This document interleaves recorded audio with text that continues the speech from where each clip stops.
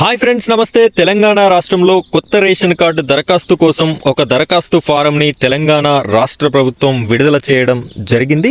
ఈ దరఖాస్తు ఫారంని మీ గ్రామంలో జరిగేటటువంటి గ్రామ సభలో ఎవరికైతే రేషన్ కార్డ్స్ అవసరం ఉన్నాయో, కొత్త రేషన్ కార్డ్స్ కోసం దరఖాస్తు చేయాలి అనుకుంటున్నారో, ఈ ఫారంని నింపి దీనికి కావలసినటువంటి డాక్యుమెంట్స్ని జత చేసి మీరు పంచాయతీ సెక్రటరీకి ఇవ్వాల్సి ఉంటుంది.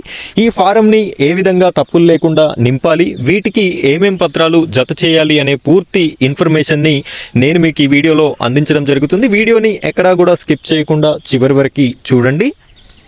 అలాగే ఇంకా ఈ వీడియోని ఎవరైనా లైక్ చేయకపోతే తప్పనిసరిగా లైక్ చేయండి. మన ఛానల్ని సబ్స్క్రైబ్ చేసుకోండి. పక్కనున్నటువంటి బెల్ ఐకాన్ పైన ట్యాప్ చేసి ఆల్ అని సెలెక్ట్ చేసుకోండి. ఇప్పుడైతే మనం వీడియో టాపిక్లోకి వెళ్ళిపోదాం.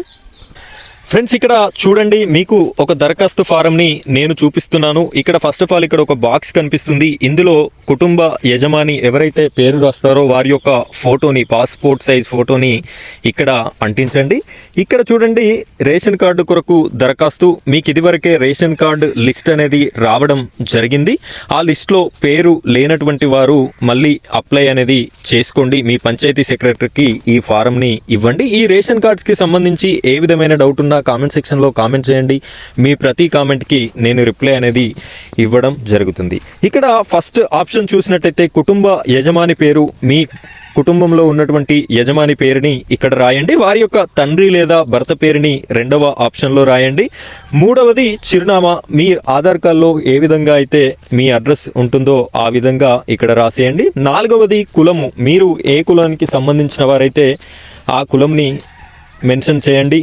ఐదవది వైవాహిక స్థితి, అంటే మీకు పెళ్లి అయ్యిందా కాలేదా అని చెప్పేసి మెన్షన్ చేయండి. ఆరవది ఆధార్ కార్డు నెంబర్, మీకు ఆధార్ కార్డు ఉంటుంది కాబట్టి ఆధార్ కార్డు నెంబర్ని ఇక్కడ రాయాల్సి ఉంటుంది.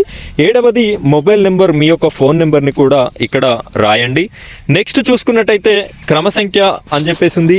ఇక్కడ యజమాని మినహా ఆ కుటుంబంలో ఎంతమంది అయితే కుటుంబ సభ్యులు ఉన్నారో వారి యొక్క పేరు ఇక్కడ రాయండి. నెక్స్ట్ వారి వయస్సుని రాయండి. అలాగే యజమానితో గల సంబంధం, ఇక్కడ వారి భార్య యొక్క పేరుని రాసినట్టయితే ఇక్కడ భార్య అని, కుమార్తె అయితే కుమార్తె అని, కొడుకు అయితే కొడుకు అని ఈ విధంగా రాసుకోండి. నెక్స్ట్ వచ్చేసి ఆధార్ కార్డ్ నెంబర్ రాయండి. ఈ రిమార్క్స్ అనేది అవసరం లేదు, వదిలేయండి. ఈ విధంగా మీరు ఫ్యామిలీలో ఎంతమంది కుటుంబ సభ్యులు ఉంటే అంతమంది పేర్లని రాయండి.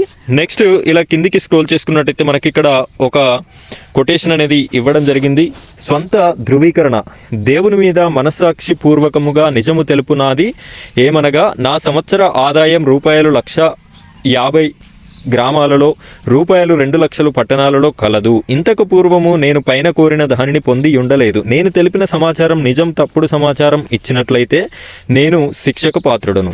ఇక్కడ వీరు చెప్పినటువంటి కండిషన్స్కి లోబడి ఉన్నట్టయితేనే మీరు అప్లై అనేది చేసుకోండి, లేదు అంటే చేసుకోకండి. ఎందుకంటే వాళ్ళు ముందే శిక్షిస్తాము అని చెప్పేసి కూడా చెప్పడం జరుగుతుంది. ఇక్కడ ఎవరైతే యజమాని ఉన్నారో వారి యొక్క సంతకాన్ని ఇక్కడ చేయాల్సి ఉంటుంది, దరఖాస్తుదారుని సంతకము. నోట్ ఇక్కడ చూడొచ్చు, ఒక ఫోటో అతికించాలి. ఇక్కడ యజమాని ఫోటో నేను ముందుగా బాక్స్లో పెట్టమని చెప్పేసి అడిగాను, అక్కడ పెట్టేసేయండి.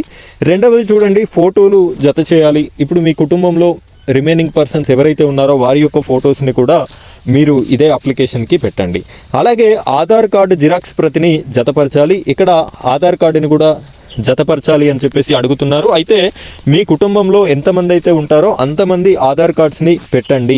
ఒక్కరి పెట్టి మిగిలినవి పెట్టకుండా ఉండండి. ప్రతి ఒక్కరి ఆధార్ కార్డు కూడా పెట్టేసి ఈ విధంగా ఫిల్ చేసినటువంటి ఈ అప్లికేషన్ ఫారంని మీరు మీ విలేజ్లో జరిగేటటువంటి గ్రామ సభలో మీరు మీ పంచాయతీ సెక్రటరీ గారికి ఇచ్చినట్టయితే నెక్స్ట్ విడతలో మీ యొక్క రేషన్ కార్డు రావడం అనేది జరుగుతుంది, అర్హులైన ప్రతి ఒక్కరికి అని తెలంగాణ రాష్ట్ర ప్రభుత్వం అయితే చెప్పడం జరిగింది. దీనికోసం నేను ఈ వీడియో మీకు అందిస్తున్నాను. ఇలాంటి యూజ్ఫుల్ వీడియోస్ అన్నీ మన ఛానల్ నుండి మీ వరకు రావాలి అంటే ఖచ్చితంగా మన ఛానల్ని సబ్స్క్రైబ్ చేసుకోండి. అలాగే పక్కనున్నటువంటి బెల్ ఐకాన్ పైన ట్యాప్ చేసి ఆల్ అని సెలెక్ట్ చేసుకోండి. Thank you friends, thank you very much.